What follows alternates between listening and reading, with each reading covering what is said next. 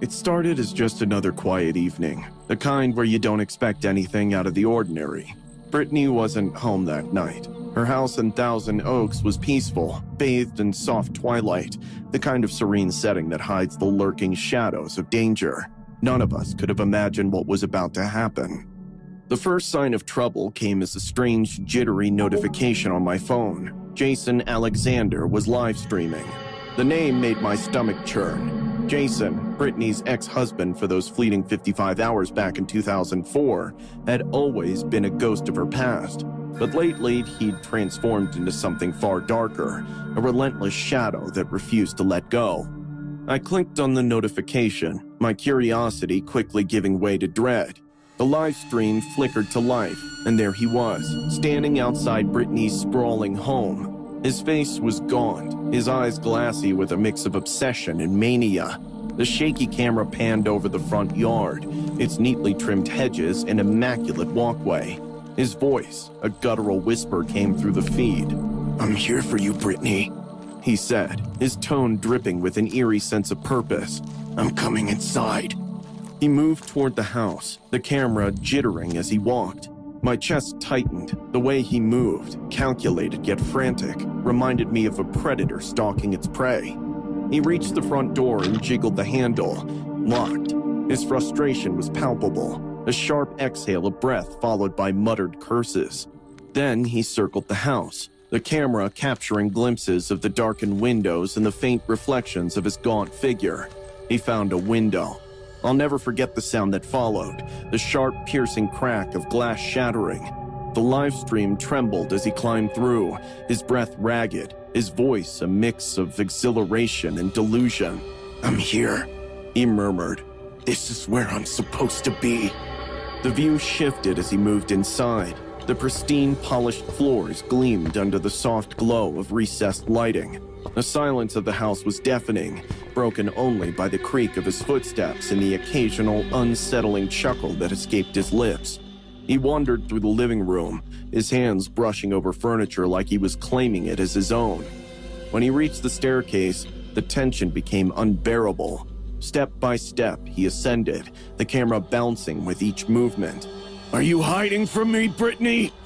he called, his voice echoing in the empty space. "You don't have to hide. I'm here for you."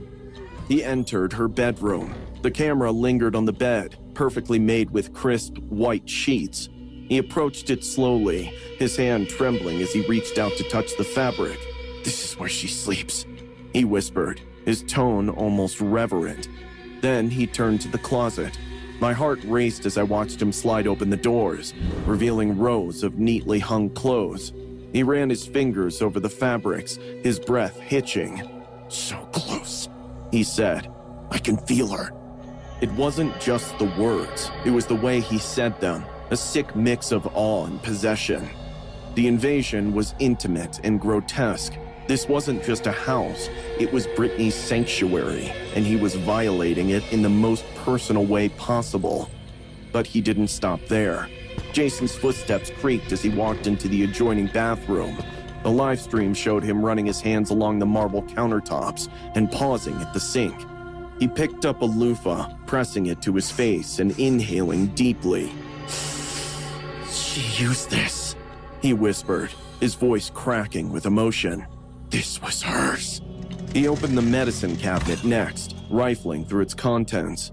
Bottles clinked as he pulled out a perfume bottle, spraying it into the air and walking through the mist like it was some twisted blessing. He giggled, a high-pitched, unsettling sound that sent chills down my spine. The camera jerked again as he turned back toward the bedroom, his eyes scanning for more intimate relics. He picked up a pillow from the bed, clutching it tightly to his chest, as if it were a stand-in for Brittany herself. "I'll wait for you here," he murmured, sinking to the floor beside the bed, rocking slightly as he hugged the pillow. The livestream audience exploded with comments. "What is this guy doing? Someone call the cops. This is insane." And then the screen jolted. A sudden sound shattered the tension. Voices, sharp and authoritative. Brittany's security team had arrived.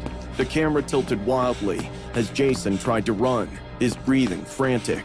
The feed cut off abruptly, leaving a suffocating silence in its wake. Later, I learned the police had arrested him on charges of trespassing, vandalism, and stalking. Brittany wasn't home, thank God, but the damage was done. The footage of that night stayed with me, haunting my thoughts. Jason's actions weren't just terrifying, they were a chilling reminder of the thin line between fandom and obsession. Even now, every time I see a live stream pop up on my phone, I feel a pang of unease. That night wasn't just an invasion of Brittany's privacy, it was a glimpse into the darkness of fixation, the kind that doesn't just watch from afar, but forces its way in, leaving fear and violation in its wake. Jason Alexander, Britney Spears' ex-husband, was arrested in June 2022 for stalking and trespassing at her California home on her wedding day to Sam Asghari. Alexander live-streamed himself attempting to crash the wedding, gaining unauthorized entry and claiming he was invited. He was subdued by security before reaching Spears. Authorities charged him with trespassing, stalking, vandalism, and battery. Alexander had a history of erratic behavior and had previously shown obsessive tendencies toward Spears. He was convicted of aggravated trespassing and sentenced to 64 days in jail. Spears and her team heightened security measures following the incident.